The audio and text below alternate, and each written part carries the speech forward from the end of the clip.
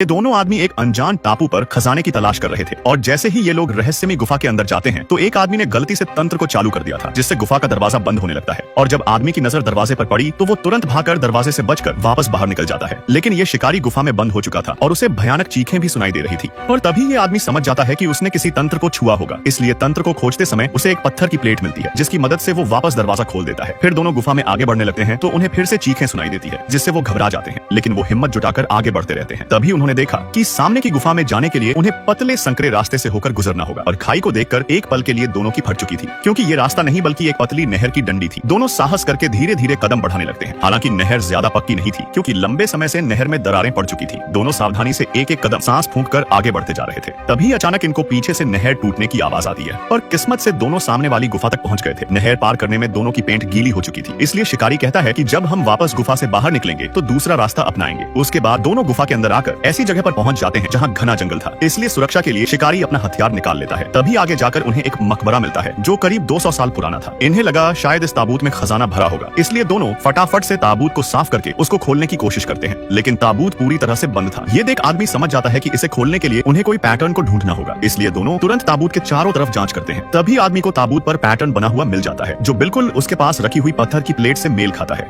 फिर आदमी पत्थर की प्लेट को पैटर्न में डाल देता है। वहीं कुछ जानवर झाड़ियां के पीछे छुपकर दोनों को घूर रहे थे। तभी आदमी आखिरी पैटर्न में भी पत्थर की प्लेट डाल देता है, जिससे तुरंत ताबूत का दरवाजा खुल जाता है। लेकिन जब इन्होंने दरवाजे को उठाकर देखा तो उनके होश उड़ जाते हैं, क्योंकि ताबूत में कोई खजाना नहीं था बल्कि एक अजीब सा सफेद कंकाल पड़ा हुआ था। फिर जैसे ही शिकारी कंकाल की हड्डियों को उठाने जाता है तभी एक डरावनी आवाज आती है। शिकारी तुरंत हड्डियों को पोटली में भर लेता है, पर तभी भेड़ियों के झुंड ने दोनों को घेर लिया था। ये भेड़िए इस ताबूत के रखवाले थे जो हड्डियों को यहाँ से नहीं ले जाने देने वाले थे। भेड़ियों को देखकर दोनों की फटी पड़ी थी। तभी अचानक दोनों आदमी भागकर वापस गुफा में घुस जाते हैं और पेड़ों की शाखा से गुफा का मुंह बंद कर देते हैं, पर शाखा उन भेड़ियों को रोक नहीं पाती। फिर गुफा से निकलते ही दोनों वापस उसी टूटी हुई नहर के पास आ जाते हैं। अब इनके पास इस नहर को पार करने के अलावा और कोई रास्ता नहीं था, इसलिए वो बिना डरे नहर पर चलकर दूसरी तरफ आ जाते हैं। पर भेड़िया भी नहर पर चलकर उनके पीछे आ रहा था। गुफा से निकलकर दोनों समंदर की तरफ दौड़ते हैं, पर भेड़िया अभी भी उनके पीछे पड़ा हुआ था। ये देख शिकारी हड्डियों की पोटली को तुरंत समंदर में फेंक देता है, जिसके बाद भेड़िया बिना कुछ करे वहाँ से वापस लौट जाता है। डर के मारे शिकारी की तो पतलून गीली हो चुकी थी, इसलिए वो कसम खाता है कि अब से दोबारा कभी भी खजाना नहीं ढूंढेगा। इन स्कूल के बच्चों की नाव को अचानक शार्क के झुंड ने घेर लिया था, जिसे देख ये लोग यहाँ से भागने लगते हैं। लेकिन तभी लड़की को कुछ अजीब महसूस होता है, क्योंकि ये शार्क के फिन जैसे नहीं लग रहे थे, बल्कि किसी विशालकाय राक्षस के दांत दिखाई दे रहे थे। तभी राक्षस अपना मुंह खोलता है, जिससे समंदर में एक भंवर बनने लगा था, जिसके अंदर समंदर में तैरने वाली हर एक चीज खींचती चली जाती है। तभी अचानक इनकी नाव नियंत्रण से बाहर हो जाती है और एक बड़े दांत से टकराकर राक्षस के मुंह के नजदीक जाने लगती है। यह दुनिया का सबसे बड़ा समुद्री राक्षस था, जिसका नाम क्रैकन था, जो उनकी नाव को तेजी से अपनी तरफ खींच रहा था, जिससे पानी से बहते हुए नाव सीधा उसके मुंह में चली जाती है। और अगले ही पल ये लोग तैरते हुए क्रैकन के पेट के अंदर आ जाते हैं। पेट के अंदर का नजारा देख तीनों हैरान हो चुके थे, क्योंकि यहाँ की जगह कल्पना से भी परे थी। इस जगह पर कई संख्या में समुद्री जहाज पड़े हुए थे, जो कई सालों पहले अचानक गायब हो गए थे। तभी अचानक लड़के को एक अजीब सी आवाज आती है और जब नजदीक जाकर देखते हैं तो उनके होश उड़ जाते हैं, क्योंकि उनके साथी भी क्रैकन के पेट के अंदर फंसे हुए थे